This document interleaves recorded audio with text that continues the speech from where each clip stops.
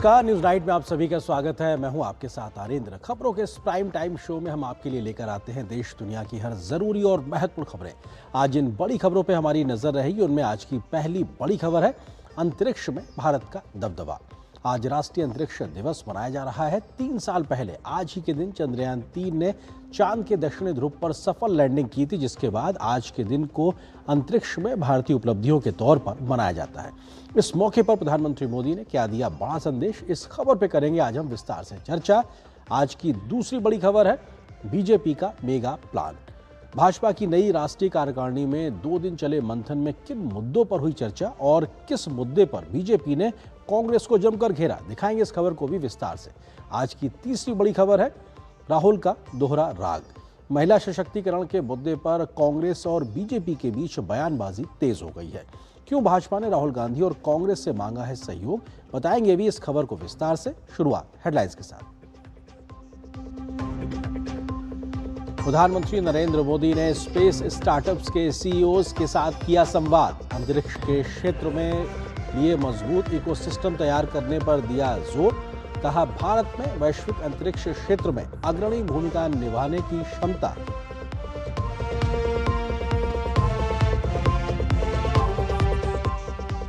भाजपा मुख्यालय में 2 दिन चला मैराथन मंथन। राष्ट्रीय अध्यक्ष नितिन नवीन की अगुवाई में संगठन की आगामी रणनीति पर हुई विस्तार से चर्चा।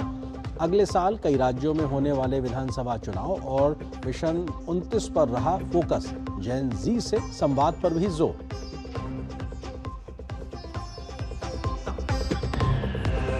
पुणे में आयोजित कार्यक्रम पर चौतरफा घिरे राहुल गांधी। भाजपा ने साधा निशाना। कहा मंच पर जेन जी लड़कियों से बड़ी बड़ी बातें, मगर मुद्दों पर कांग्रेस मौन। संसद में महिला आरक्षण बिल पर समर्थन करने की सलाह।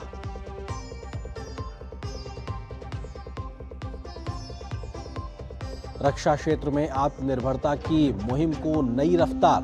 रक्षा मंत्री राजनाथ सिंह ने की पश्चिम बंगाल में 3500 करोड़ रुपए की 5 रक्षा परियोजनाओं की शुरुआत। कहा रक्षा क्षेत्र में निर्भरता कम करना सरकार की प्रतिबद्धता।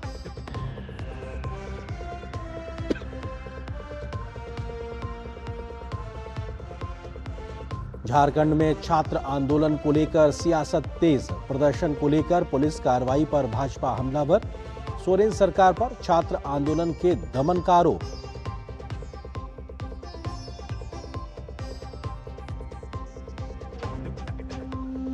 कोलंबो टेस्ट का पहला दिन रहा देवदत्त पडिक्कल के नाम।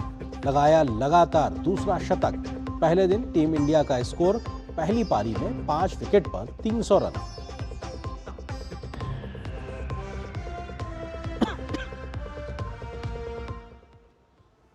खबरों पर डालते हैं विस्तार से नजर। प्रधानमंत्री नरेंद्र मोदी ने स्पेस स्टार्टअप्स के सीईओज के साथ आज संवाद किया।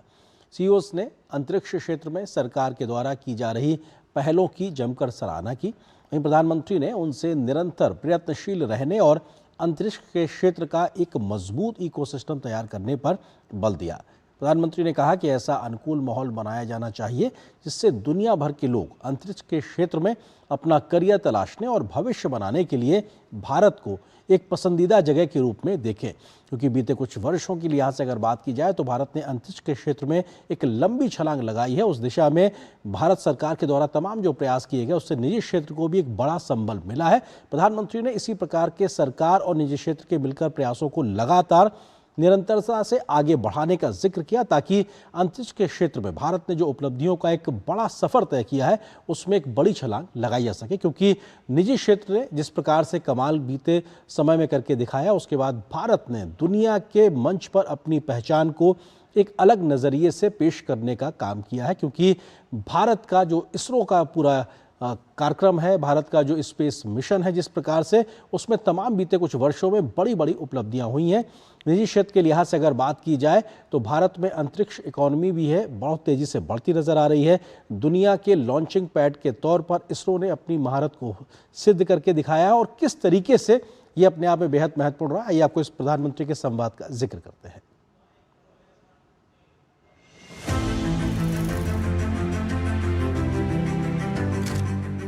The current government is like super forward looking. I think our space policy is one of the best space policies in the world. I think it's excellent just how much of a backing we have from Prime Minister Modi for the space sectors. Now we are completely capable of competing globally because policy is not the problem. Now it is up to the startups or the other companies to build out business. He is able to go through it. Technology तो ठीक है, आम आदमी के लिए कैसे बना सकते हैं? आपने एक नए क्षेत्र में साहस दिखाया है। सबसे बड़ी बात है कि आपने सरकार की बात पे भरोसा किया। मेरा एक मत रहा कि जो भी हम निर्णय करें हम उसमें कंसिस्टेंट रहे, हम बार बार उसमें बदलाव न करें, ताकि कोई भी रिस्क लेना चाहता है तो उसको भरोसा रहे कि भाई ठीक है, मेरी गलती के कारण कुछ गड़बड़ होगा तो ठीक है, लेकिन कोई मेरा हाथ नहीं छोड़ देगा। और ये विश्वास पैदा करने का हमारा प्रयास है। We're India's first space tech unicorn. With July 18th को हम भारत का पहला प्राइवेट रॉकेट सक्सेसफुली सैटेलाइट्स को इजेक्ट करके लॉन्च किया था। And this is just the beginning. Generally we say that just a warm up for Skyroot. अभी शुरुआत है एंड नेक्स्ट ईयर मिड तक हम एक लॉन्च पर मंथ हम कर रहे हैं। And also like thanks to you sir for opening up the sector. 3 factory बन चुका है, एक रॉकेट पर मंथ का कैपेसिटी है already. And this is just the beginning. अभी फ्यूचर ड्रीम है कि एक लॉन्च पर वीक करना है और सेवरल लॉन्चेस पर डे। एक ऐसा इंजन बनाया है जो दुनिया का सबसे आधुनिक इंजनों में से आता है। सर इसको अभी हमने तैयार किया है, इसकी टेस्टिंग जारी है। उनका कॉन्फिडेंस है इन्वेस्टर्स का। स्काई रूट का जो लॉन्च हुआ है फर्स्ट, उसके बाद से बढ़ गया है। अच्छा वो रूट आपको काम आ रहा है? वो बहुत काम आ रहा है सर। दुनिया अब भारत के स्टार्टअप को खोजती होगी भाई कौन है इसमें, क्योंकि एक जब ब्रेक थ्रू होता है तो तुरंत लोगों का ध्यान जाता है। I think space industry open होने के बाद हमने एक बहुत अच्छी सी ट्रेंड देखी है। हमारे जितने सिटीजन्स यूएस और यूरोप में वे वापस आके हमारे साथ काम करना चाह रहे हैं। बहुत लोगों को हमें जोड़ना है, और जैसा मेहता ने कहा कि भी अब विदेश से लोग गए हुए वापस आ रहे हैं, मैं समझता हूं कि हमें ऐसा एक ऑरा खड़ा कर देना चाहिए कि इस फील्ड में दुनिया भर के लोगों को एक जिंदगी बनानी है तो हिंदुस्तान जाओ, भारत की कोई स्टार्टअप से जुड़ जाओ, भारत की कोई स्पेस एजेंसी से जुड़ जाओ। मैं पक्का मानता हूं जी, पूरा टैलेंट पूल जो है एक मैग्नेट की तरह आपके कारण हम खींच सकते हैं, और वो हमारी एक बहुत बड़ी ताकत बन सकता है। हमारा विजन है कि नेक्स्ट 18 मंथ्स में हम ग्लोबल ग्राउंड स्टेशन नेटवर्क लगाना चाहते हैं। हम जो सैटेलाइट्स का इंजन होता है, जो सैटेलाइट को एक जगह से दूसरा जगह ले जाता है स्पेस में, 5 साल या 15 साल तक ले जाता है सैटेलाइट्स को, वो इंजन्स बनाते हैं सर। ग्लोबली बहुत अच्छा ट्रैक्शन मिला है। एंड ये भी आपका एफर्ट भी इसमें बहुत है सर, कि इंडिया का कंपनीज अभी एक्सपोर्ट करने के लिए गवर्नमेंट का सपोर्ट है। कॉस्ट में हम बहुत कॉम्पिटिटिव है, टैलेंट में तो कोई प्रश्न ही नहीं उठता है, और रिस्क टेकिंग कैपेसिटी हमारे देश के लोगों की वैसे भी ज़्यादा होती है, और उसके कारण हम बहुत तेजी से अपनी जगह बना सकते हैं। This robotic spacecraft will go to space, physically capture the dead satellite and remove it from the orbit. We are the first Indian company working on the docking and refueling technologies with the vision of establishing a fuel station in space. मेरा नाम अंतरिक्ष है, my co-founder Monica is also here. Sir हम India का first space pharma startup हैं। हम ऐसे satellites बना रहे हैं जो स्पेस में जाके फार्मास्यूटिकल्स मैन्युफैक्चर कर सके और उसे वापस ले आ सके अंतरिक्ष से। आपका नाम अंतरिक्ष रखा क्या आपके परिवार के लोग इसमें थे पहले से? जी सर, मेरी नहीं मेरी मम्मी ने रखा था सर। एक लॉन्च के बाद लास्ट वन मंथ में 8 लॉन्च कॉन्ट्रैक्ट मिला, 8 लॉन्चेस के लिए, और मोस्टली इंटरनेशनल है। तो अभी तो 10 लाख फार्मर के साथ we are planning to launch this information. चलिए आपके लिए, ताकि एक याद बनी रहेगी आपकी ओपनिंग जो आपने ओपन किया था प्राइवेट सेक्टर, उससे जो प्राइवेट सैटेलाइट है उससे भारत की ब्यूटी जो दिख रही है।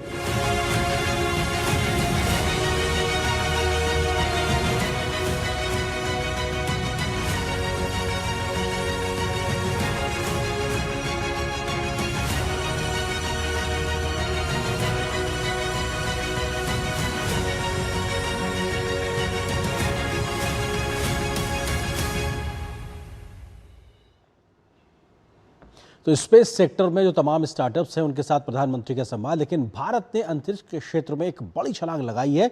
किस प्रकार से भारत की इस पूरी लंबी यात्रा के बड़े पड़ाव रहे हैं, कौन से ऐसे महत्वपूर्ण तत्व हैं जिसको जानना आज के दिन जरूरी है, उसका जिक्र आपसे हम करते हैं। क्योंकि भारत का जो अंतरिक्ष का पूरा कार्यक्रम है उसने कई दशकों के बाद में दुनिया में अपना एक मुकाम हासिल किया है और उस मुकाम की दम पर आज भारत दुनिया के सामने एक वैश्विक पटल पर अपनी बेहतर पहचान के तौर पर आगे बढ़ा, जिसमें भारत का इसरो भी शामिल है। तो निजी क्षेत्र भी इसमें निरंतर तरीके से भागीदारी करते नजर आ रहे हैं। राष्ट्रीय अंतरिक्ष दिवस के लिहाज से अगर बात की जाए तो 23 अगस्त है राष्ट्रीय अंतरिक्ष दिवस, जो कि आज की तारीख है। इस दिन को मनाया जाता है क्योंकि चंद्रयान 3 की सफलता पर मनाते हैं अंतरिक्ष दिवस। इस लिहाज से ये बेहद महत्वपूर्ण। आज के दिन विक्रम लैंडर ने चंद्रमा पर की थी सॉफ्ट लैंडिंग 3 साल पहले 23 अगस्त 2023 को ये भारत ने एक बड़ी उपलब्धि हासिल की थी। उस लिहाज से ये अपने आप में बेहद महत्वपूर्ण तारीख है और इसी लिहाज से आज राष्ट्रीय अंतरिक्ष दिवस के तौर पर इसको मनाया जाता है। भारत ने इस उपलब्धि को हासिल करके अपना नाम दुनिया के तमाम महत्वपूर्ण मोर्चे पर दाखिल कर दिया था और विक्रम लैंडर ने जो सॉफ्ट लैंडिंग की थी चंद्रमा के दक्षिणी ध्रुव पर, वो भारत पहला ऐसा देश बना था जिसने उस जगह पे जाकर अपनी मौजूदगी दर्ज कराई थी। अंतरिक्ष में भारत की उड़ान के लिहाज से बात की जाए, पूरे कार्यक्रमों की बात की जाए, दशकों पुराना यह सफर 1962 में भारतीय अंतरिक्ष कार्यक्रम की शुरुआत के साथ शुरू हुआ था। 1963 में थ्रुम्बा से पहला साउंडिंग रॉकेट लॉन्च करने का प्रयास भारत ने किया था। उसके बाद 1969 में इसरो की स्थापना हुई और उसके बाद तेजी से भारत ने कदम आगे बढ़ाए। 1975 में आर्यभट्ट नाम से पहला उपग्रह भारत की ओर से लॉन्च किया गया। ये भारत के लिए वो बड़े माइलस्टोन्स थे जहां पे भारत ने अपनी क्षमताओं का प्रदर्शन दुनिया के सामने किया। 1984 में राकेश शर्मा अंतरिक्ष में जाने वाले पहले भारतीय अंतरिक्ष यात्री के तौर पर आगे आए। 1988 में IRS-1A पहला ऑपरेशनल रिमोट सेंसिंग उपग्रह था जो कि भारत ने अपनी क्षमता के आधार पर दुनिया के सामने दिखाया, उसको आगे भेजा। 1994 में PSLV ने भारत की लॉन्च क्षमता को मजबूत किया क्योंकि ये जो रॉकेट था इसने भारत की तमाम उन रॉकेट्स के माध्यम से जो हमारी क्षमताएं थी उसको विस्तार देता हुआ नजर आया उपग्रहों को प्रक्षेपित करने के लिहाज से। 2008 में चंद्रयान 1 बना भारत का पहला चंद्र मिशन, जिसके बाद भारत ने तमाम अन्य चरणों में अपनी एक जो महारत थी वो आगे हासिल करता हुआ नजर आया। 2014 में मंगलयान पहले ही प्रयास में मंगल की कक्षा में पहुंचने वाला उपग्रह बना और भारत इस उपलब्धि के आधार पर एक पहला ऐसा देश बना जिसने पहली अपने प्रयास में इस प्रकार से मंगलयान के माध्यम से सफलता हासिल की। 2017 में PSLV C-37 ने एक साथ 104 उपग्रह लॉन्च करके एक बड़ा कीर्तिमान स्थापित किया और भारत के इसरो को लॉन्चिंग पैड, दुनिया के लॉन्चिंग पैड के तौर पर देखा जाने लगा। 2019 की बात की जाए तो चंद्रयान 2 में का लॉन्च हुआ और यहां पर भी भारत ने अपनी तमाम प्रकार की तकनीकी दक्षताओं को प्रदर्शित किया और कई आगे के चरण के लिहाज से एक बड़ा आधार तैयार होता नजर आया। 2023 में चंद्रयान 3 चांद के दक्षिणी ध्रुव पर उसने सॉफ्ट लैंडिंग की और यही वो दिन था 23 अगस्त 2023 का जब भारत ने दुनिया को दिखाया कि दक्षिणी ध्रुव पर पहुंचने वाला भारत पहला ऐसा देश बन गया है जिसने उस अंधेरे इलाके में भी पहुंच के दुनिया के लिए चांद से एक रोशनी की किरण दिखाई। 2023 में ही आदित्य L1 सूर्य के अध्ययन के लिए भारत के द्वारा लॉन्च किया गया। 2024 में स्पेस डॉकिंग टेक्नोलॉजी का प्रदर्शन भी भारत ने किया क्योंकि जब भारत अपना खुद का स्पेस स्टेशन बनाना चाहता है उस लिहाज से ये बहुत महत्वपूर्ण तकनीक है स्पेस डॉकिंग टेक्नोलॉजी। इसमें दो बड़ी तकनीक के माध्यम से जो जोड़ा जाता है फिर उनको अलग किया जाता है। ये प्रदर्शन भारत ने करके दिखाया कि भारत अब अगली छलांग लगाने को तैयार नजर आ रहा है। जून 2025 में group captain Shubhanshu Shukla international space station पहुंचने वाले पहले भारतीय के तौर पर उन्होंने अपना नाम दर्ज कराया। ये पिछले साल भारत ने ये बड़ी उपलब्धि हासिल की और एक्सियोम मिशन के माध्यम से ये उपलब्धि हासिल हुई। 2025 में निसार, जिसमें इसरो और नासा का एक साझा मिशन था, उसे लॉन्च किया गया। 2026 पहला निजी rocket Skyroot aerospace launch हुआ जिसने निजी क्षेत्र की भारत की बढ़ती क्षमताओं को दुनिया के सामने प्रदर्शित करके ये साबित कर दिया कि भारत उन चुनिंदा देशों में शामिल हो गया है जिसका खुद के जो प्राइवेट सेक्टर है उसके पास रॉकेट लॉन्च करने की क्षमताएं मौजूद हैं। तो ऐसे में भारत इस दिशा में तेज गति से काम कर रहा। भारत की स्पेस अर्थव्यवस्था के लिहाज से बात की जाए तो अभी मौजूदा समय में $9 अरब से ज्यादा की बड़ी इकॉनमी भारत के पास में है। अगले एक दशक में यानी लगभग 10 वर्षों में ये 40 से 45 अरब डॉलर तक पहुंचने की क्षमता रखती है और 2014 में एक स्टार्टअप था जो अब बढ़कर 440 हो गए हैं। ये दिखाता है कि किस तरीके का एक इकोसिस्टम तैयार किया गया सरकार की ओर से कि आज 440 स्टार्टअप्स अंतरिक्ष के क्षेत्र में काम करते नजर आ रहे हैं। निजी निवेश ये बीते कुछ वर्षों में 6 गुना बढ़ गया, जो कि बढ़कर $618 बिलियन से भी ज्यादा हो गया और अब तक 34 देशों के 400 से ज्यादा विदेशी उपग्रह भारत प्रक्षेपित कर चुका है। तो ये भारत की उन क्षमताओं को प्रदर्शित करता है जो इस बात को तस्दीक करता है, बताता है कि भारत अंतरिक्ष के क्षेत्र में, स्पेस सेक्टर में किस तेज गति से आगे बढ़ता हुआ नजर आ रहा है। तो ये अपने आप में आज का बेहद महत्वपूर्ण दिन, क्योंकि आज राष्ट्रीय अंतरिक्ष दिवस के तौर पर मनाया जाता है। और इसी बड़ी खबर पे हम करेंगे चर्चा। इसी पे आज का हमारा विशेष भी जुड़ा हुआ है, जो इस वक्त आपकी टेलीविजन स्क्रीन पर। अंतरिक्ष में विस्तार, भारत तैयार। और ये अपने आप में बेहद महत्वपूर्ण दिन आज के लिहाज से, भारत की क्षमताओं को प्रदर्शित करने के लिए। और इस विषय पे बात करने के लिए हमारे साथ में बहुत ही खास मेहमान मौजूद हैं, साई जी हैं, जो कि पूर्व निदेशक हैं अंतरिक्ष अनुप्रयोग केंद्र इसरो अहमदाबाद के। सर, बहुत बहुत स्वागत है हमारे साथ जुड़ने के लिए। पहला सवाल तो यही कि आज का दिन भारत के स्पेस सेक्टर के लिहाज से कितनी बड़ी उपलब्धि को हासिल करने के ध्यान के तौर पर तो है ही, लेकिन एक पूरी लंबी दशकों की यात्रा के लिहाज से भी अगर देखा जाए तो आज भारत दुनिया के नजरिए से कहां पर खड़ा हुआ नजर आता है? नीलेश जी। नमस्कार सबको, और आज के दिन को राष्ट्रीय अंतरिक्ष दिवस पर सबको मेरी शुभकामनाएं। और जैसा कि आपने बताया, आज का दिन हम सब के लिए काफ़ी महत्वपूर्ण, खास करके अंतरिक्ष क्षेत्र से जुड़े हुए हमारे जैसे लोग, इसरो के जो मेरे सहभागी लोग हैं, और पूरे देश के लिए, क्योंकि 23 अगस्त 2023 को हमने चंद्रमा पे लैंडिंग किया था, वो भी साउथ पोल पे, दक्षिण ध्रुव पे, जो जहाँ तक कोई भी नहीं आज तक गया था। तो इस लिहाज से भी, और ये उपलब्धि जो चंद्र पे लैंडिंग करने की, ये हमारे लिए बहुत ही महत्वपूर्ण थी। और दूसरे ही प्रयास में हमने ये हासिल कर लिया, तो ये बहुत ही बड़ी उपलब्धि थी पूरे देश के लिए, हमारे अंतरिक्ष संगठन के लिए तो थी, बट पूरे देश के लिए भी एक बहुत ही उत्साह का माहौल उसने खड़ा किया। और जो साइंटिफिक टेम्परामेंट जनरेट हुआ देश में, जो कि जिसकी शुरुआत मंगलयान के द्वारा भी हो चुकी थी 2014 में, जब पहली बार हमने MOM-1 मिशन किया था। तो इस लिहाज से भी ये दिन बहुत ही महत्वपूर्ण है। और जैसा कि आपने पूरी भारत की अंतरिक्ष की यात्रा का जो विवरण दिया, उसको सही रूप से उसने प्रदर्शित किया है कि देश ने काफी प्रगति की है। इसरो की स्थापना 15 अगस्त 1969 को हुई थी। उसके बाद पिछले 67 सालों में काफी प्रगति हुई है। और 2020 में 21 में कोविड के बाद आदरणीय प्रधानमंत्री जी श्री नरेंद्र मोदी जी द्वारा जो स्पेस सेक्टर को निजी क्षेत्र के लिए खुला कर दिया गया है, तो उसके कारण भी काफी प्रोत्साहन मिला है। और इसका परिणाम अभी हम देख रहे हैं, जिसका नतीजा हमने देखा अभी 18 जुलाई को 2026 को, जब स्काई रूट ने विक्रम-1 जो अपना पहला रॉकेट, ऑर्बिटल रॉकेट जिसको बोलते हैं, प्रक्षेपित किया। तो इस लिहाज से काफी प्रगति हासिल हुई है। मेरा सवाल भी आपसे यही है, क्योंकि बहुत बड़ा जो चर्चा अब इस समय हिंदुस्तान के स्पेस सेक्टर को लेके होती है, वो आज का भारत में जो प्राइवेट सेक्टर है, स्पेस इंडस्ट्री है, वो बहुत तेज गति से ग्रो कर रही है और अपने आप को उसने प्रूव भी किया। आपने जिक्र किया कि स्काई रूट ने अपने आप में जो रॉकेट लॉन्च किया, भारत को चुनिंदा देशों की श्रेणी में शामिल हो गया। किस तरीके से इस इकोसिस्टम को बनाने की वजह से आज निजी क्षेत्र ने इतनी बड़ी उपलब्धियां हासिल की हैं, और साथ ही साथ 440 हमारे स्टार्टअप्स भी बनते दिखाना, ये किस बात को प्रदर्शित करता है?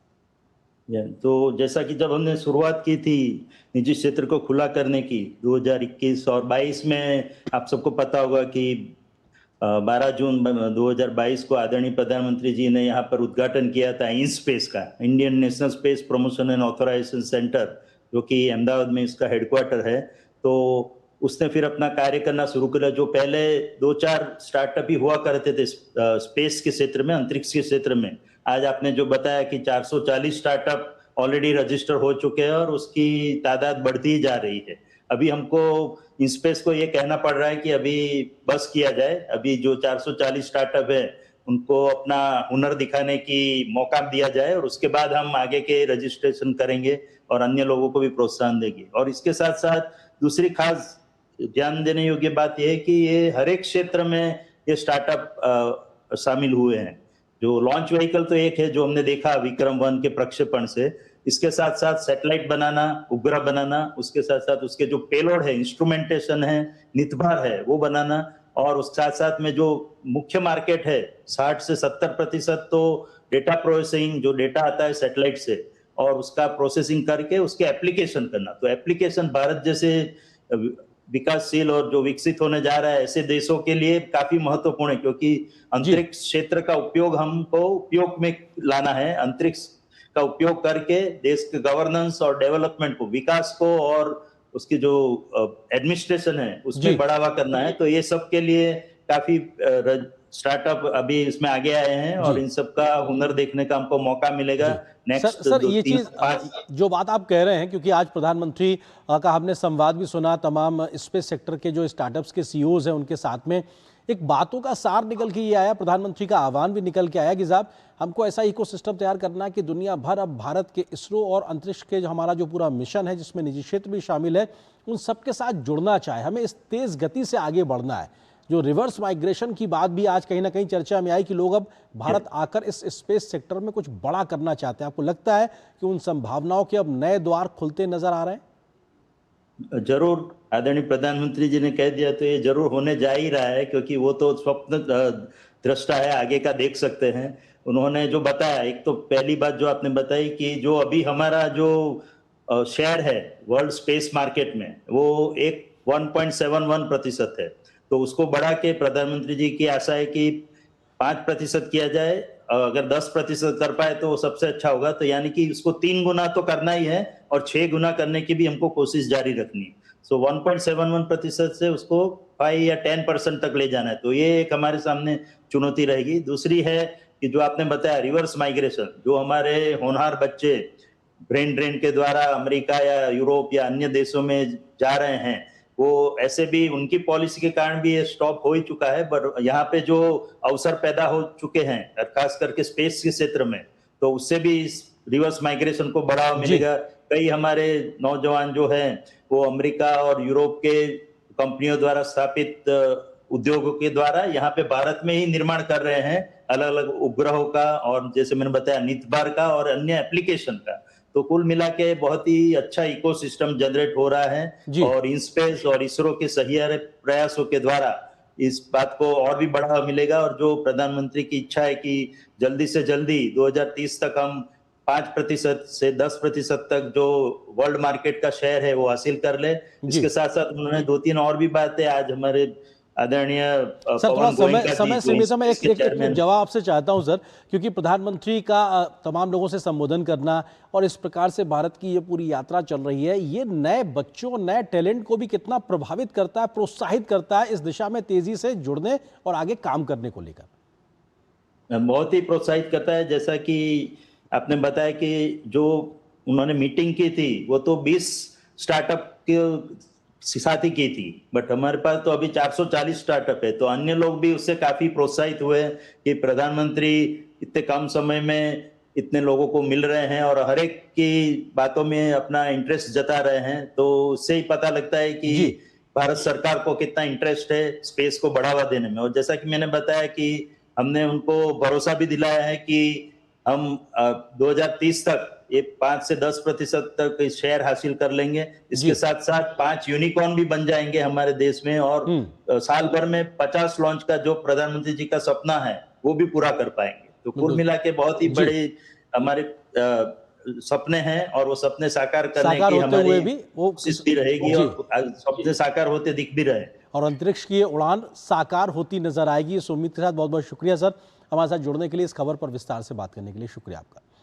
और यहाँ पर एक छोटे से ब्रेक के लिए रुकते हैं। ब्रेक के बाद जब वापस आएंगे तो खबर दिखाएंगे कि बीजेपी का जो महामंथन हुआ 2 दिन, क्या निकली इससे बड़ी खबर, इस पर होगी हमारी नजर छोटे से ब्रेक के बाद।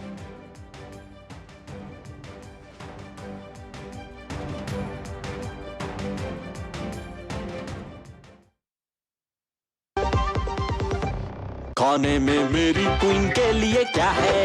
किंग मटर पनीर, किंग बैगन भरता, king veg pulao, king palak paneer kofta. ये सब किंग क्यों? क्योंकि ये सब बना है MDH किचन किंग से का बॉस। MDH किचन किंग, असली किचन किंग। MDH। जरा सोच के देखिए, आपके पास कुछ ऐसा है जो आपकी दुनिया बदल सकता है। जानते हैं क्या? आपका अपना सोना। सोना क्या नहीं कर सकता? सोना आपको अपने सपनों का घर दिला सकता है, आपके बच्चों का भविष्य बना सकता है, सोना आपकी हर इच्छा पूरी कर सकता है। तो भारत की सबसे बड़ी gold loan NBFC Muthoot finance से गोल्ड लोन लीजिए और फिर देखिए सोना क्या नहीं कर सकता। मुथूट फाइनेंस, जहां विश्वास ही परंपरा है। कॉल कीजिए 1-800-313-1212। मेरी पसंद, मेरी पसंद, मेरी पसंद, मेरी पसंद, हमारी पसंद। हम सबकी पसंद। मजबूत देश का मजबूत सरिया हो गया स्टील। यार कैसे ले पाएंगे घर? नहीं, आज गर्मी बहुत है ना? यस, बहुत ही ज्यादा।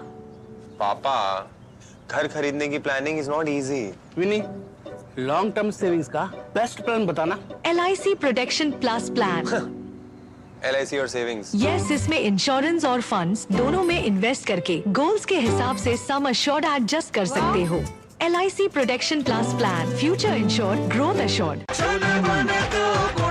गोल्डी छोले मसाले, जहाँ जाए रिश्ते बनाए। गोल्डी लाए हैं फ्रेश लॉक टेक्नोलॉजी, जो रखे मसालों को हर समय फ्रेश।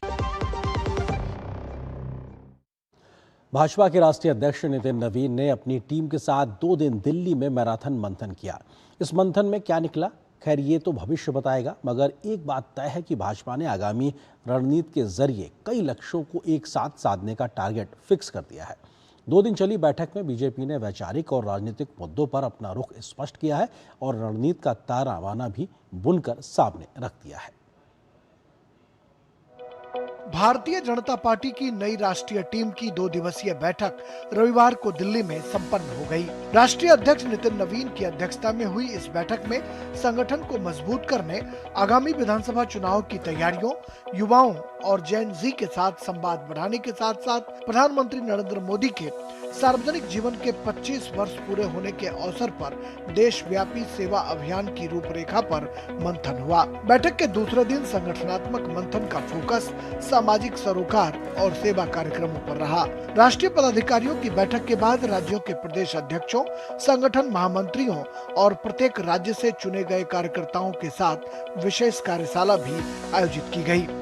25 साल का औचित्य ध्यान में लेते हुए हम इसको एक सेवा संकल्प अभियान, एक मास का पूरे देश में ये अभियान चलाए और जिसमें मोदी जी के व्यक्तित्व का अहम जो सेवा का भाव है उसको लेकर ये पूरे अभियान में कई गतिविधियां हो। इससे पहले 22 अगस्त को राष्ट्रीय अध्यक्ष नितिन नवीन ने नई टीम के साथ संगठन के अगले चरण की रणनीति पर मंथन किया। बैठक में राष्ट्रीय पदाधिकारियों का परिचय हुआ और आने वाले चुनाव को देखते हुए संगठन को बूथ स्तर तक मजबूत करने पर जोर दिया गया। प्रधानमंत्री नरेंद्र मोदी ने भी नई टीम से मुलाकात की और संगठन को मजबूत करने और जनता के साथ पार्टी का संपर्क और गहरा करने का संदेश दिया। 2 दिवसीय बैठक में बीजेपी ने वैचारिक और राजनीतिक मुद्दों पर भी अपना रुख स्पष्ट किया। वंदे मातरम के सम्मान और इसकी ऐतिहासिक विरासत की रक्षा को लेकर पार्टी ने बाकायदा प्रस्ताव पारित किए। साथ ही युवाओं, खासकर जेन जी से संपर्क बढ़ाने के लिए विशेष आउटरीच कार्यक्रम पर भी काम शुरू करने का फैसला हुआ। नितिन नवीन के नेतृत्व वाली बीजेपी की नई टीम उत्साह से लबरेज है। उम्मीद की जा सकती है कि पार्टी के शीर्ष नेतृत्व से मिले निर्देश के बाद पूरी टीम बीजेपी को ग्रास रूट पर मजबूत करने में पूरी ताकत के साथ जुटेगी। भारतीय जनता पार्टी दुनिया की एकमात्र ऐसी पार्टी है जो पार्टी 24/7 और सालों भर काम करती है ताकि युवाओं के साथ और जनता के साथ सीधा संवाद किया जा सके। इसी कड़ी में 2 दिनों तक नितिन नवीन की नई कैबिनेट ने दिल्ली में खूब माथापच्ची किया कि आखिर किस तरीके से सत्ता और संगठन के बीच संतुलन साधना है और जनता के दिलों पर राज करना है। कैमरामैन ललित के साथ दिल्ली से मैं राजेश राज, डीडी न्यूज़ के लिए। तो बीजेपी के मंथन के बाद आगे आपको दिखाएंगे खबर राहुल गांधी के दोहरे राग की, लेकिन उससे पहले एक छोटे से ब्रेक के लिए रुकते हैं, क्योंकि राहुल गांधी महिलाओं के मसले पर किस प्रकार से दो अलग बातें कर रहे हैं, इसको लेकर बीजेपी ने किया है तंज। इस खबर पर विस्तार से नजर छोटे से ब्रेक के लिए।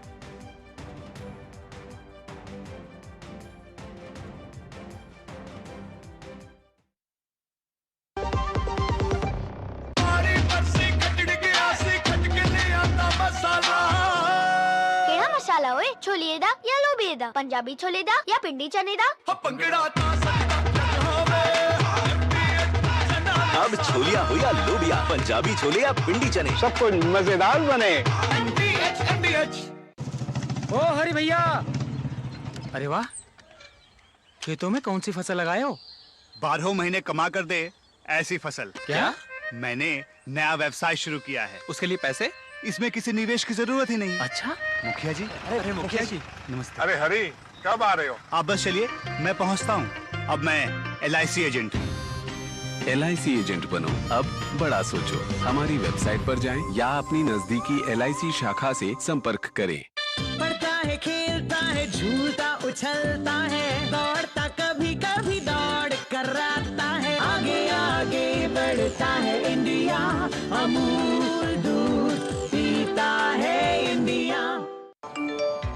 कम ब्याज पे लोन चाहिए, वो भी ऐप से। वाह, अनजान ऐप से बचें। RBI कहता है जानकार बनिए, सतर्क रहिए। जब धरती चीर कर निकलता है लोहे का पत्थर और मिलता है मोंगिया के जोश से, फिर तपता है, पिघलता है और बनता है फौलाद। अब होता है सरिया सारी खूबियों के साथ। मोंगिया स्टील, मजबूत देश का मजबूत सरिया। गोल्डी छोले मसाले, जहाँ जाए रिश्ते बनाए। गोल्डी लाए हैं फ्रेश लॉक टेक्नोलॉजी, जो रखे मसालों को हर समय फ्रेश। एक के बाद एक विवादों की चपेट में घिरे कांग्रेस नेता राहुल गांधी का दोहरा चरित्र लगातार सामने आता जा रहा है। मुद्दा पेपर लीक, वंदे मातरम के फुल वर्जन गायन से जुड़ा हो या फिर महिला आरक्षण का हो। दिल्ली के जंतर मंतर पर कांग्रेस की ड्रामेबाजी दिखी तो पंजाब और झारखंड में पेपर लीक मुद्दे पर कांग्रेस की जुबान तक नहीं खुल रही। नेता प्रतिपक्ष राहुल गांधी का संसद में कुछ अलग रवैया दिखता है और संसद के बाहर सड़क पर कुछ और तरीके का वो बोलते हुए दिखाई पड़ते हैं।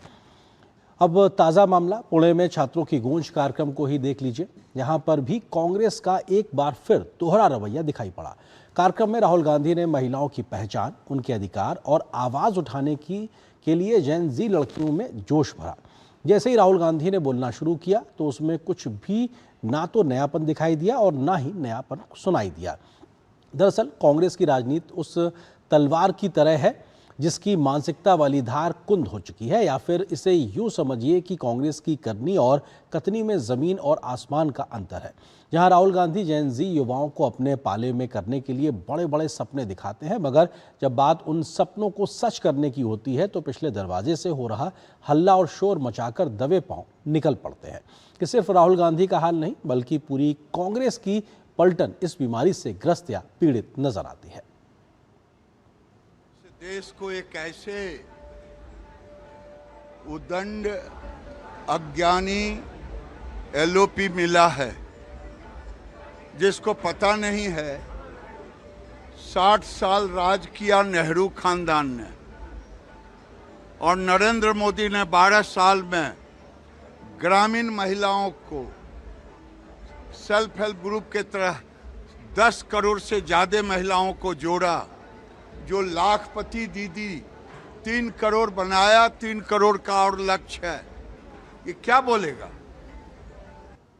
आप इन तस्वीरों को देखिए, ये तस्वीरें ज़्यादा पुरानी नहीं है। महिलाओं को 33% आरक्षण देने की बात जब लोकतंत्र के सबसे बड़े मंदिर पहुंची तो राहुल गांधी समेत कांग्रेस सांसद विरोध कर वहां से निकल लिए। अब जब वे संसद के बाहर हैं तो पुणे पहुंचकर लंबा चौड़ा भाषण दे डाला। अब आप ये अंदाज़ा लगा सकते हैं कि कांग्रेस का आखिर स्टैंड क्या है इस पूरे मुद्दे पर। कहानी यहीं खत्म नहीं होती। जब सरकार ने संसद में वंदे मातरम बिल पेश कर उसे कानून की शक्ल दी तो स्वतंत्रता दिवस के मौके पर कांग्रेस मुख्यालय से जो तस्वीर निकलकर सामने आई वो भी सभी ने देखी कि किस तरह से वंदे मातरम का न सिर्फ विरोध हुआ बल्कि गीत का अपमान भी किया गया। कांग्रेसियों को अपना मुंह छिपाने के लिए अपने सबसे उम्रदराज, अनुभवी और खाटी नेता मल्लिकार्जुन खड़गे का सहारा लेना पड़ा और कहना पड़ा कि सोनिया गांधी उनके लिए कुर्सी मंगवा रही थी। अब कांग्रेस अगर ये सोच रही है कि कुछ भी बोलकर बचा जा सकता है, तो फिर उन्हें ये भी मालूम होना चाहिए कि जिस जेन ज़ी को अपने पाले में करने के लिए वे सपने देख रहे हैं, अगर वे पूरे नहीं हुए तो ये भी जनरेशन उन्हें चुनाव में सबक दिखाती हुई नजर आ सकती है। राहुल गांधी ने जेन ज़ी लड़कियों में आवाज़ उठाने का जोश भरा तो भाजपा संगठन में सिपह सालार ने पूछ ही लिया कि वंदे मातरम से परेशानी क्यों है। वंदे मातरम के जिन पंक्तियों को कांग्रेस दफ्तर में रोका गया उसमें मां दुर्गा की उपासना का रूप है, इसलिए दुर्गा मां का जय घोष वंदे मातरम का पूरा मंचन कांग्रेस मुख्यालय में हो, ताकि महिलाओं के प्रति जो उन्होंने रुचि और रुझान दिखाया है वो कम से कम लड़कियों को सच लगे। मातरम में भी जिन पंक्तियों को कांग्रेस मुख्यालय में रोका गया उन पंक्तियों में मां दुर्गा का उल्लेख है। जिस दुर्गा स्वरूपा को हम शक्ति के केंद्र की दृष्टि से उपासना करते हैं, उस दुर्गा मां का जय घोष, वंदे मातरम का पूरा मंचन, पूरा गायन कांग्रेस मुख्यालय में हो। भाजपा नेताओं का कहना है कि अगर कांग्रेस या फिर राहुल गांधी वाकई में महिलाओं के सशक्तिकरण की आवाज उठा रहे हैं या महिला को मजबूत करना चाहते हैं, तो सदन में आकर उन्हें महिला आरक्षण बिल का समर्थन करना चाहिए। मातरम में भी जिन पंक्तियों को कांग्रेस मुख्यालय में रोका गया उन पंक्तियों में मां दुर्गा का उल्लेख है। जिस दुर्गा स्वरूपा को हम शक्ति के केंद्र की दृष्टि से उपासना करते हैं, उस दुर्गा मां का जय घोष, वंदे मातरम का पूरा मंचन, पूरा गायन कांग्रेस मुख्यालय में हो। नेता प्रतिपक्ष राहुल गांधी जी के पास ना विजन है ना सकारात्मक एजेंडा, और इसीलिए ऐसी बेतुकी बातें कर कर वो देश को भ्रमित करने का प्रयास कर रहे हैं। और यहाँ पर एक और छोटे से ब्रेक के लिए रुकते हैं। ब्रेक के उस बाद जब वापस आएंगे तो बात करेंगे डिफेंस सेक्टर की, क्योंकि रक्षा क्षेत्र में आत्मनिर्भरता को लेकर भारत ने आज बड़ी छलांग लगाई है। क्या है पूरी खबर, विस्तार से नजर छोटे से ब्रेक के बाद।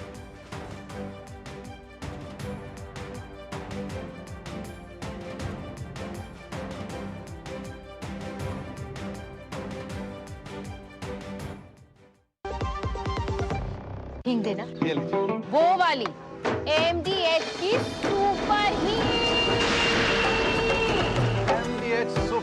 जिन्होंने यूज किया है वो जानते हैं असली हींग का स्वाद। MDH सुपर हींग, शुद्धता का असली तड़का। असली मसाले सच सच MDH। बड़ी बहू, ये तुम्हारी नाम। इतनी भी क्या जल्दी थी? अरे और छोटी, ये तुम्हारे नाम। और ये मेरी गुड़िया के नाम। पर दादी, हाँ आपके नाम? सब कुछ मैंने बैंक, लॉकर, फिक्स डिपॉजिट सब में इन्हें ही तो नॉमिनी बनाया है। कल जब मैं ना रहूं तब पैसे मिलने में इन्हें आसानी हो। चुप चुप बोलो। क्या? RBI कहता है जानकार बनिए, सतर्क रहिए। पढ़ता है, खेलता है, झूलता उछलता है, दौड़ता कभी कभी दौड़ कराता है, आगे आगे बढ़ता है इंडिया, अमूल दूध पीता है इंडिया। भारत की सबसे बड़ी gold loan NBFC Muthoot finance से गोल्ड लोन लीजिए और फिर देखिए सोना क्या नहीं कर सकता। कॉल कीजिए 1-800-313-1212। मेरी पसंद। मेरी पसंद। मेरी पसंद। मेरी पसंद। हमारी पसंद। हम सबकी पसंद। मजबूत देश का मजबूत सरिया हो गया स्टील। गोल्डी छोले मसाले, जहाँ जाए रिश्ते बनाए। गोल्डी लाए हैं फ्रेश लॉक टेक्नोलॉजी, जो रखे मसालों को हर समय फ्रेश। रक्षा के क्षेत्र में आत्मनिर्भरता की मुहिम अब सिर्फ जरूरत पूरी करने तक सीमित नहीं। भारत अब हथियार और रक्षा उपकरण बनाने के साथ साथ दुनिया के बाजार में अपनी हिस्सेदारी बढ़ाने की तैयारी में है। पश्चिम बंगाल में करीब 3500 करोड़ रुपए की 5 बड़ी रक्षा परियोजनाएं इसी बदलती तस्वीर की गवाही दे रही हैं। सवाल सिर्फ आत्मनिर्भर भारत का नहीं, अब लक्ष्य है मेक इन इंडिया से मेक फॉर द वर्ल्ड का और भारत को ग्लोबल डिफेंस मैन्युफैक्चरिंग का हब बनाने का। क्या हुआ इस मोर्चे पर आज, देखिए इस खास रिपोर्ट में। रक्षा क्षेत्र में आत्मनिर्भर भारत की मुहिम को अब नई रफ्तार देने की तैयारी है। देश की जरूरत के लिए हथियार और युद्धपोत बनाने के साथ साथ अब दुनिया भर के बाजारों पर भी नजर है।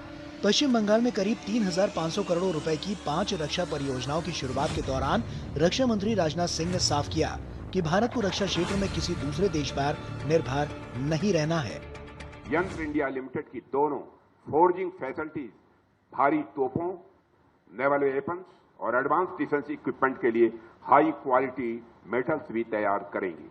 इससे हमारे नेवी की ऑपरेशनल रेडीनेस और मैरीटाइम फायर पावर को भी सीधा बल मिलेगा। तो यह सभी इनविसेस्ड प्रोजेक्ट्स हमारे इकोनॉमिक डेवलपमेंट से भी जुड़े हुए हैं। यह बंगाल के लिए और भी महत्वपूर्ण है। यहाँ की इकोनॉमी को अब एक नई गति की आवश्यकता है और मैं आश्वस्त हूँ कि हमारे यहाँ के मुख्यमंत्री शिवेंद्र जी अधिकारी का हर प्रकार का सहयोग आप सबको प्राप्त होगा। यह अवसर केवल कुछ इंफ्रास्ट्रक्चर प्रोजेक्ट्स का एक्सपेंशन ही नहीं है, यह ग्लोबल वैक्यूम को भरने की दिशा में एक स्ट्रेटेजिक स्टेप है। तो यह सभी इनविसेस्ड प्रोजेक्ट्स हमारे इकोनॉमिक डेवलपमेंट से भी जुड़े हुए हैं। भारत की रक्षा नीति में अब सिर्फ हथियार खरीदने वाला देश बनने की सोच नहीं, बल्कि हथियार और रक्षा उपकरण बनाने और दुनिया को निर्यात करने वाले देश की तस्वीर सामने है। इसी विजन के तहत पश्चिम बंगाल में रक्षा उत्पादन की क्षमता बढ़ाने के लिए 5 बड़े प्रोजेक्ट्स शुरू किए गए हैं। इस परियोजना की कुल लागत 3500 करोड़ रुपए है, जिनमें GRSE की 3 नई जहाज निर्माण सुविधाएं और यंत्र इंडिया लिमिटेड की 2 अत्याधुनिक फोर्जिंग सुविधाएं शामिल हैं। इन परियोजनाओं का फोकस सिर्फ उत्पादन बढ़ाना नहीं, बल्कि भारत की स्ट्रेटेजिक ऑटोनॉमी को मजबूत करना है। GRSE यानी garden reach ship builders and engineers limited की क्षमता बढ़ने से बड़े युद्धपोतों और दूसरे समुद्री प्लेटफॉर्म के निर्माण और मरम्मत की क्षमता मजबूत होगी।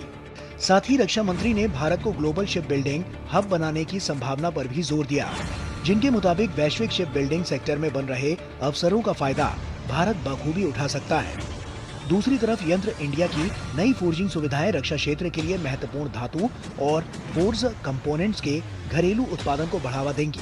यानी लक्ष्य सिर्फ अंतिम हथियार तैयार करना नहीं, बल्कि कच्चे माल से लेकर महत्वपूर्ण कंपोनेंट और प्लेटफॉर्म तक पूरी सप्लाई चेन को देश के भीतर मजबूत बनाना है। यानी तस्वीर साफ है, भारत की रक्षा आत्मनिर्भरता का अगला चरण अब मेक इन इंडिया से मेक फॉर द वर्ल्ड की ओर बढ़ रहा है, जिसमें देश की सुरक्षा जरूरतें पूरी करने के साथ साथ भारतीय रक्षा कंपनियों को वैश्विक सप्लाई चेन का हिस्सा बनाना और भारत को बड़े शिप बिल्डिंग और डिफेंस मैन्युफैक्चरिंग हब के तौर पर स्थापित करना इस रणनीति का अहम हिस्सा है। Bureau report, DD news. और यहाँ पर एक और छोटे से ब्रेक के लिए रुकते हैं, लेकिन ब्रेक के बाद जब वापस आएंगे तो खबर होगी झारखंड से, जहां पर छात्र आंदोलन का दमन की खबरें सामने आ रही हैं। क्या है पूरी खबर, विस्तार से नजर छोटे से ब्रेक के बाद।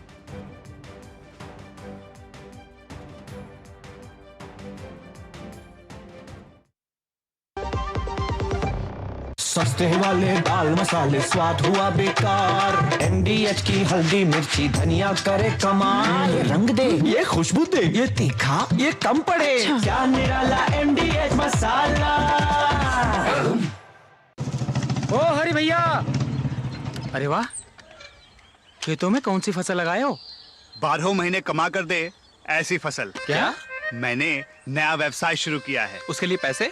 इसमें किसी निवेश की जरूरत ही नहीं। अच्छा मुखिया जी। अरे मुखिया जी नमस्ते। अरे हरी, कब आ रहे हो? आप बस चलिए, मैं पहुंचता हूं। अब मैं LIC एजेंट हूं। LIC एजेंट बनो, अब बड़ा सोचो। हमारी वेबसाइट पर जाएं या अपनी नजदीकी LIC शाखा से संपर्क करें।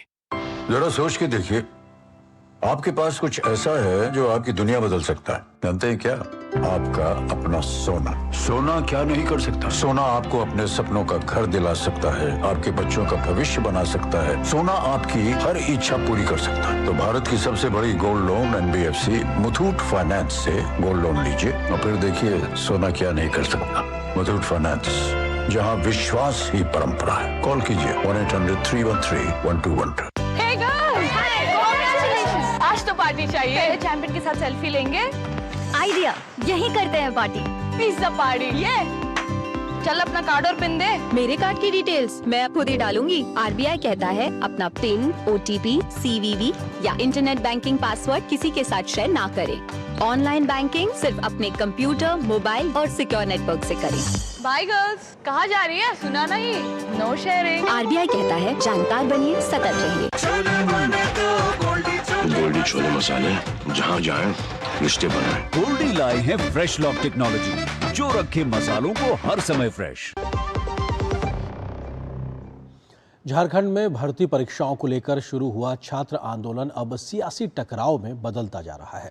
अभ्यर्थियों पर पुलिस कार्रवाई को लेकर विपक्ष सरकार पर हमलावर है, तो दूसरी तरफ पुलिस ने प्रदर्शन के दौरान हिंसा और सरकारी काम में बाधा डालने के आरोप में कई एफआईआर भी दर्ज की हैं। लेकिन इस पूरे विवाद के बीच जेपीएससी और जेएसएससी भर्ती परीक्षाओं को लेकर जांच एजेंसियों की पड़ताल में भी कई गंभीर सवाल खड़े कर दिए हैं। झारखंड में छात्र आंदोलन को लेकर सूबे की सियासत गर्माती जा रही है। बीते दिनों नौकरी के इच्छुक अभ्यर्थियों के प्रदर्शन को लेकर पुलिस कार्रवाई पर विपक्ष लगातार सवाल उठा रहा है। रांची में छात्रा अमीषा प्रसाद को हिरासत में लिए जाने पर मेयर रोशनी खलखो और नेता प्रतिपक्ष बाबूलाल मरांडी ने पुलिस कार्रवाई पर सवाल उठाते हुए सरकार पर छात्र आंदोलन को दबाने का आरोप लगाया। तो सरकार से मैं मांग करता हूं, जो आपने एफआईआर किया है उसको वापस लीजिए। अगर सरकार वापस नहीं लेती है तो नौजवानों से अपील है, जेल से मत डरो, जेल को फाड़ देना। ये पूरी तरह से षड्यंत्र है ये यहाँ की सरकार का कि कैसे छात्र आंदोलन को कमजोर किया जाए। हर बच्चे को चिन्हित कर करके उन लोगों के ऊपर में केस किया जा रहा है और उनके मनोबल को तोड़ा जा रहा है। झारखंड के गिरिडीह और हजारीबाग में पुलिस और प्रदर्शन कर रहे नौकरी के इच्छुक अभ्यर्थियों के बीच झड़प के सिलसिले में 28 नामजद और 900 से अधिक अज्ञात लोगों के खिलाफ 3 प्राथमिकियां दर्ज की गई हैं। ये कार्रवाई रांची के कोतवाली थाने में एक दिन पहले नामजद और 200 अज्ञात लोगों के खिलाफ सरकारी काम में बाधा डालने और पुलिस के साथ झड़प करने के आरोप में 3 प्राथमिकियां दर्ज किए जाने के बाद हुई हैं। झारखंड में भर्ती परीक्षाओं में कथित अनियमितताओं के विरोध में हजारों छात्र मुख्यमंत्री हेमंत सोरेन का पुतला जलाने के लिए शुक्रवार को गांधी मैदान में एकत्र हुए थे। इस दौरान प्रदर्शनकारियों और पुलिस के बीच झड़प भी हुई थी। इस बीच अभ्यर्थी न्याय मंच ने 24 अगस्त से पूरे राज्य में भर्ती व्यवस्था सुधार यात्रा निकालने का ऐलान किया है। यात्रा झारखंड के सभी 24 जिलों से होकर गुजरेगी। मंच ने चेतावनी दी है कि अगर सरकार ने 15 सितंबर को उच्च न्यायालय की सुनवाई में अपना पक्ष मजबूती से नहीं रखा तो मुख्यमंत्री आवास तक मार्च और अनिश्चितकालीन सड़क जाम किया जाएगा। वहीं सुप्रीम कोर्ट में 24 अगस्त को ही झारखंड सिविल सेवा परीक्षा में धांधली की सीबीआई जांच संबंधी याचिका पर भी सुनवाई होनी है। उधर राज्य के चर्चित जेपीएससी और जेएसएससी भर्ती परीक्षा विवाद में सीआईडी और एसआईटी की पड़ताल में कई चौंकाने वाले खुलासे हुए हैं। परीक्षाओं के विज्ञापन से लेकर अंतिम चयन और इंटरव्यू तक हर स्तर पर सेटिंग की एक समानांतर व्यवस्था सक्रिय थी। सेटिंग के इस खेल में पिछले 3 वर्षों में करोड़ों रुपए की उगाही हुई है, जिसकी समानांतर जांच ईडी ने भी शुरू की है। अब तक जितने भी साक्ष्य मिले हैं उसके आधार पर जांच एजेंसियों का मानना है कि परीक्षाओं का आयोजन करने वाली outsourcing agency TSR data processing private limited का पूर्व मार्केटिंग मैनेजर अभय कुमार तिवारी इस मेरिट स्कैम का सबसे अहम किरदार है। आरोपियों के बयानों से यह खुलासा हुआ है कि भर्ती प्रक्रिया के अलग अलग चरणों के लिए बाकायदा दरें तय थी। 11वीं से लेकर 14वीं जेपीएससी परीक्षाओं में अंतिम चयन और इंटरव्यू में नंबर बढ़ाने के नाम पर करोड़ों रुपए के वारे न्यारे किए गए। जेपीएससी की पूर्व उप परीक्षा नियंत्रक श्वेता गुप्ता से हुई पूछताछ ने इस मामले में ऊपरी दबाव की परतें खोल दी हैं। उनके बयानों के मुताबिक 11वीं, 13वीं और 14वीं जेपीएससी के विवादित परिणाम तत्कालीन अध्यक्ष एल खियांगते के सीधे निर्देश और दबाव में जारी किए गए थे। डेटा प्रोसेसिंग से जुड़े तकनीकी प्रोग्रामर मोहम्मद अबाद के बयानों से खुलासा हुआ है कि योजनाबद्ध तरीके से चिन्हित अभ्यर्थियों की ओएमआर शीट में उत्तर वाले गोलों को खाली छोड़ दिया जाता था। परीक्षा संपन्न होने के बाद जब आधिकारिक उत्तर कुंजी उपलब्ध हो जाती थी तब स्कैनिंग और डिजिटल मूल्यांकन के दौरान उन खाली खानों में सही उत्तर भर दिए जाते थे। जांच में सामने आया है कि जेएसएससी सीजीएल परीक्षा में चुनिंदा अभ्यर्थियों से 12-12 लाख रुपए की भारी भरकम राशि वसूल कर उन्हें परीक्षा से ठीक पहले एक सुरक्षित स्थान पर एकत्र किया गया। वहां उन्हें लगभग 65 प्रश्नों के उत्तर रटवाए गए। जांच एजेंसियां अब इस मामले में अधिकारियों की संलिप्तता की जांच कर रही हैं। झारखंड में भर्ती परीक्षाओं का विवाद गहराता ही जा रहा है। छात्र व्यवस्था में सुधार और कथित अनियमितताओं पर कार्रवाई की मांग कर रहे हैं। वहीं विपक्ष लगातार सरकार को घेर रहा है और जांच एजेंसियां कथित भर्ती नेटवर्क की परतें खोलने में जुटी हैं। अब नजरें 24 अगस्त से शुरू होने वाली भर्ती व्यवस्था सुधार यात्रा और 15 सितंबर को हाई कोर्ट सुनवाई पर होगी, क्योंकि सवाल सिर्फ नौकरी का नहीं बल्कि उस पूरी भर्ती व्यवस्था की विश्वसनीयता का है जिस पर हजारों युवाओं का भविष्य टिका है। ब्यूरो इनपुट के साथ रांची से दिवाकर कुमार की रिपोर्ट, टीडी न्यूज। वो खबर यूपी से। उत्तर प्रदेश में 2027 विधानसभा चुनाव से पहले सियासी सरगर्मियां लगातार तेज होती दिखाई पड़ रही हैं।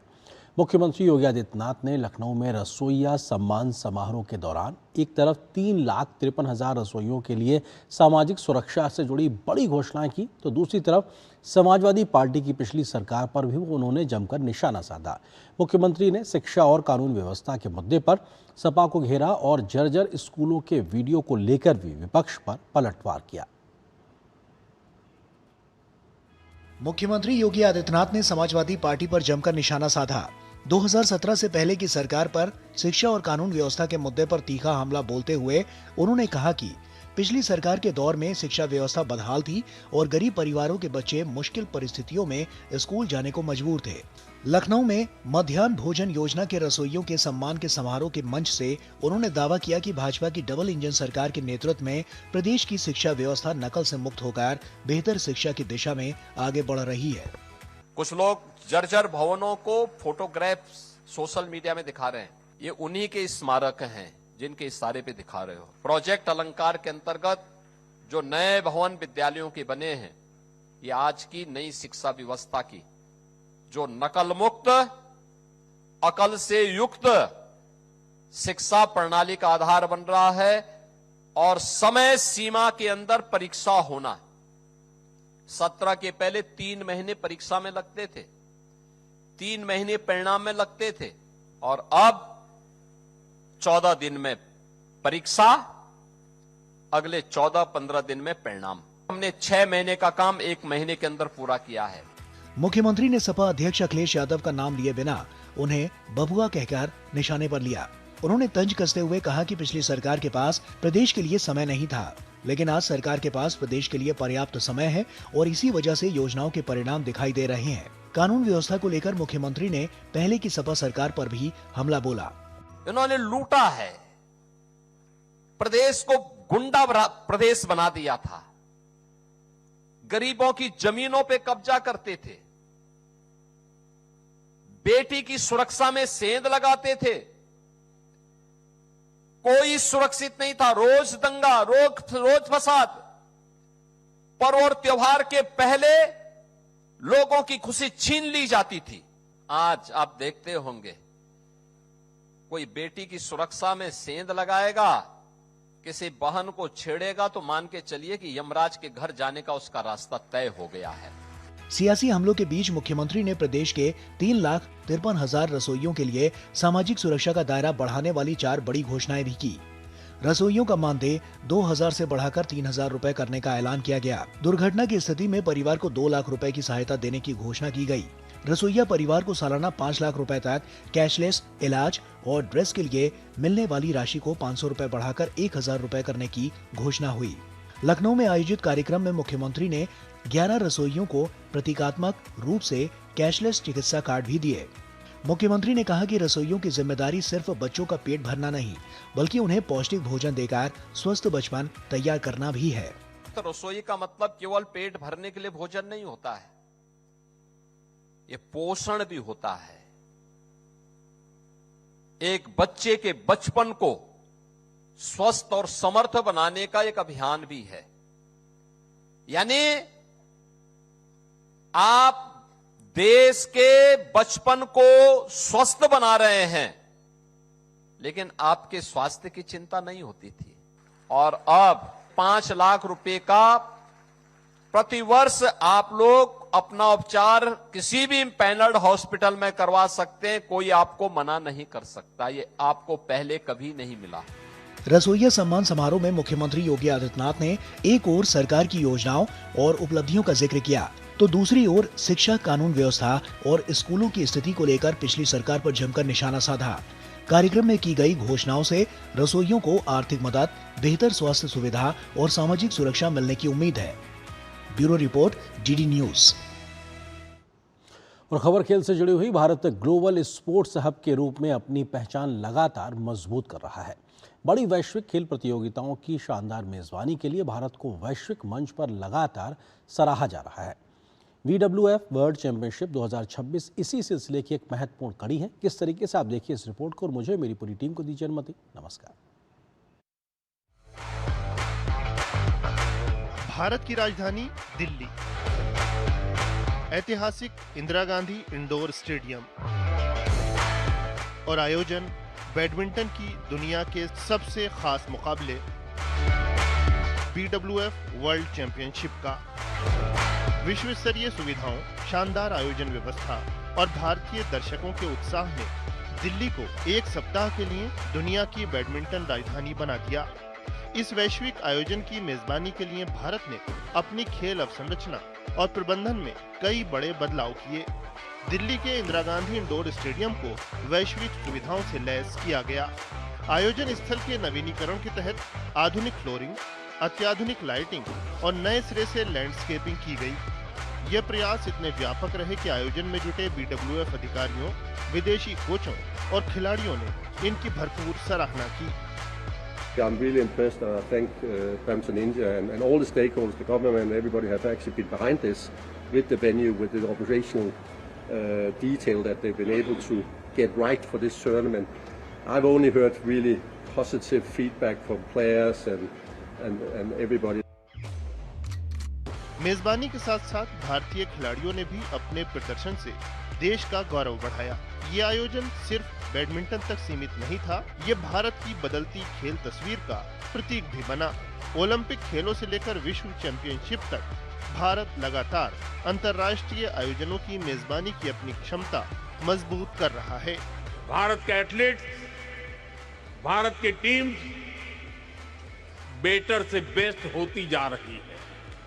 साथियों, यही कॉन्फिडेंस भारत को स्पोर्टिंग लीग के नेक्स्ट लेवल पर ले जा रहा है। 2030 कॉमनवेल्थ गेम्स भारत होस्ट कर रहा है।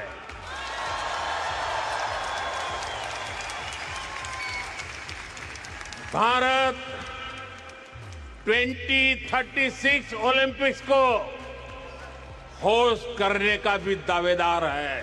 बेहतर खेल सुविधाएं, आधुनिक स्टेडियम, प्रशिक्षित आयोजन टीम और बढ़ती खेल संस्कृति, ये सब भारत को वैश्विक खेल मानचित्र पर नई पहचान दे रहे हैं। BWF वर्ल्ड चैंपियनशिप 2026 भारत के ग्लोबल स्पोर्ट्स हब बनने की दिशा में एक और मजबूत कदम साबित हुई है। BWF में दर्शकों के जोश ने दिखाया कि खेल के मैदान से वैश्विक मंच तक भारत की पहचान अब एक विश्वसनीय खेल शक्ति के रूप में मजबूत हो रही है। Bureau report, DD news.